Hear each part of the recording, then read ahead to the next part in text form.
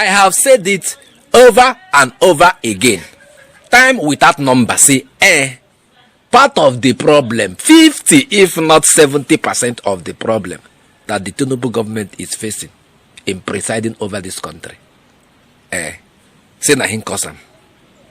He does not consult. Or not consult. He does not ask for opinions. Nothing. That Jagaban, what did they call him? The thing you really enter in your head. Hey, Jagaban of the South, Jagaban of the North, Jagaban of Nigeria. You know they consult anybody. Not be by Jagaban. You are ruling over 200 million Nigerians. And you are expecting them to sit down, they look you. Where you carry them, they go where they don't know. They go talk. They will talk. No consultation. Some of the things that he's doing are beautiful. Like this tax bill reform. Do not everything in India is okay. But some things with him won't do. As per reforming of that tax bill is good. Some not good. Anyhow, this is something that he will sit down. Just like the governors told him. Step this thing down. Okay, consultation. Let us have consultation. Sit over it. And then have an agreement before the bill can be passed by the National Assembly. Mba, he said no. I know what I'm doing. I did it in Lagos. I can do it in Nigeria. Last, they never step them down. They don't step them down now. Who see they talk about tax bill? Last, they don't step. This is now what him suppose don't do ab initio. Okay, this is what I want to do, the tax bill. Nigerians, make una see you. You understand? Call for consultation. Governors, call for public hearing. By the time you call for all these things now, you have an idea of what you should do. But Tomba, you decided to act as Jagaban, where you be. Now why you get problem? Now why you get pride now won't key. Now why you get problem for this country?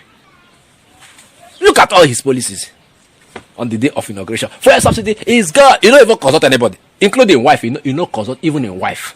Because that's the way he talk. Now that day, you know they inside that in book. That's inaugural speech we want. You know they there. Now he just talking by himself. Kenneth Okonkwo one oil this matter. He want oil lamb. Tell him I say this Tinubu.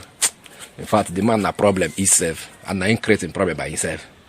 Now go say as what be that name? Tinubu take Kenneth Okonkwo take table the matter, so you will understand how it be. You know that? Listen very well to him. There's a comment section come and tell me that he is lying. Kenneth Okonkwo does not know what he say, because as far as I'm concerned, everything he said in the video I'm about to play for you now is nothing but the truth. This government has had a tradition of not consulting before it brings out policies. Remember, fuel subsidy was gone on the inauguration ground, meaning he did not even consult his wife because they just swore him in. Anything he did before that, he wasn't the president, so they just swore him in, and he started issuing such policies without consulting any human being on earth. He depreciated the naira without a cabinet. He commanded Nigerian Republic, another country. The junta must step down or face being removed within 7 days. A born. In politics, say less and do more. He blocked the whole 7 states of the north without even consulting any governor from there to weigh the cost-benefit analysis. After many months, what did he achieve? Reduction of Nigerians' image in the world community because he was able to carry out none. He did not even consult the Senate that has the approval before you can use the military outside Nigeria before doing the loud boast. So these governments enjoy saying more and doing less. When they were even seeking down the face of the Nigerian Republic junta, the Nigerians said, I don't want. Because of lack of consultation. In these tax reform in Nigeria is long overdue. I have nothing against it. There are some beautiful provisions. We should carried on in Nigeria based on derivation. Because we want to encourage productivity. You know, I feel very ashamed that the most blessed section in this country, which is the North is the most blessed. All the food we are eating, solid minerals. You can see how they are discovering oil. For such a region to even begin to look at South for survival tells you the level of incompetence and corruption of Nigerian leaders. Because they are so blessed in everything. You know, because they are strategically located between the rainforest of the south and the Sahara, from the Sahara desert. So their land is neither too much in this side or too much in this side. Very, very fertile land without fertilizer. So such a region is the region that will be insisting it must be based on derivation.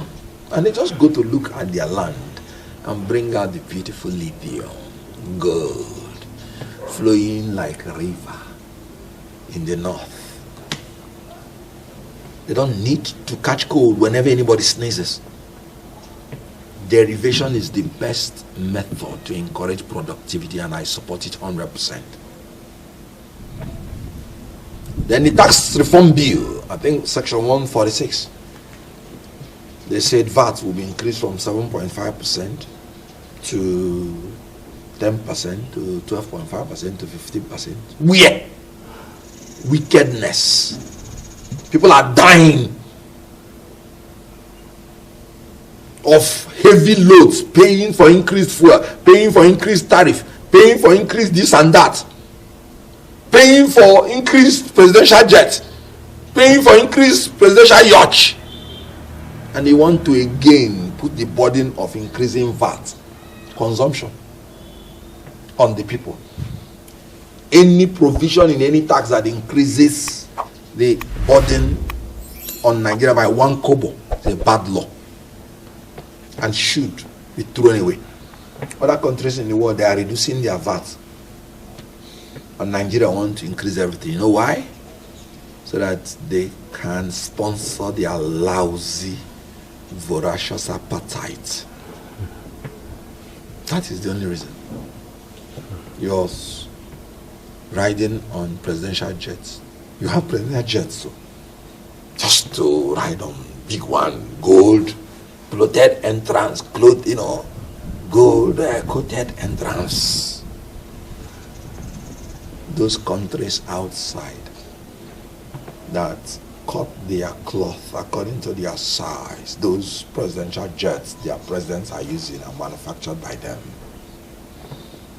You are a borrower of money. You don't have money. So people are hungry, and you're living a profligate lifestyle, and you want the people to be the one that you will extort to pay for all those lifestyles. You have 48 ministers, majority of them doing nothing, and you want Nigerians to be taxed more. So I don't like that provision that says VAT should be increased. Then he should have consulted more and more and more. Democracy is based on dialogue and compromise, at least to give people sense of belonging. Telling the 36 governors and your vice president, go to hell, is not the best way to go in a democracy. So I would have supported consultation so that we would disarm those people who are maybe rightly or wrongly coming against your bill. Because the more you educate people on something, the more aware they are. Some people even went to the extent and said the tax bill is against Sharia and is not existing anywhere. But because of the speed you want to pass it, they begin to say there must be something in it. Then some mischievous people will now come and say this is against Sharia, just to make people to move against it. They say inheritance will be taxed by 24%. How? In my own opinion, it's not existing in the bill. But these are the things that dialogue would have been able to sort out. But I support derivation. I support there should be no increment in taxation on Nigerians. Support the unification of the tax system, because in Nigeria they say there are more than 100 taxes imposed on people. So if it is unified, so that one agent will be collecting the taxes, it makes payment easy. Technology just transfer. Now you have companies income tax, you have personal income tax, you have capital gain tax, you have VAT. Each one has different administrative agency. So in your house, you see people come to you, harass you, company income tax, personal income tax, this and that. This bill wants to harmonize so that you have uniform agency collecting these things, and you can pay this thing once and for all, even through technology. So there are very good things about this bill. The lack of consultation gave room for people to manipulate the provisions, either ignorantly or mischievously, to bring the bill to opprobrium. And remember, tax, once people hear tax, they react negatively to it because they feel it's an imposition. They might not even know it might even be a reduction. Then another thing is, you're saying in the tax bill that anybody earning below 800,000 per annum is exempted from tax, and you are the one who puts the minimum wage to be 70,000. 70 times 12 is 840,000. So even the least person that is earning anything is not exempted from the tax. So what sense does it make?